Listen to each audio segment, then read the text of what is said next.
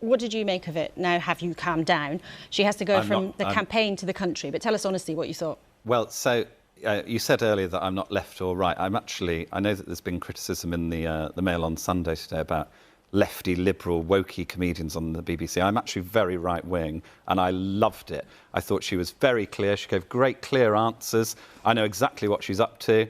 And I think she's... most people watching at home who are worried about their bills are going to feel... Point, Joe, forgive me. There's a serious point. I'm not being sarcastic. She said that there was a big package of help coming this week for people to help pay their bills. She was very clear what she said, and I think you know exactly what's going to happen. I think you're reassured, I'm reassured. Are you reassured? Well, Emily Thornbury, you're smirking over there. Politics can be very, very unpredictable. I mean, let's look at two different opinions in the papers this morning. You have a columnist, Matthew Syed, who's basically predicting that it's going to be a nightmare and that the leadership contest has been out of touch with the country.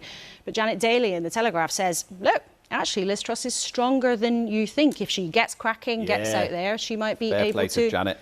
I think, you know, the haters will say that you've had 12 years of the Tories and that we're sort of at the dregs of what they've got available and that Liz Truss is sort of like the backwash of the available MPs. I wouldn't say that because I'm incredibly right-wing, but some people might say that. But the consensus, though, in politics is often wrong, right? Yeah. I mean, it's often wrong, and we often don't know what is going to pan out. Yeah. Well, as Liz said there, she said it would be wrong to predict the future, even though loads of people have predicted that we're going to have real issues with paying our energy bills. But, you know, I think she's right to just sort of basically say, well, let's not predict and see what happens next week. I think she did the right thing there. Well, let's talk about something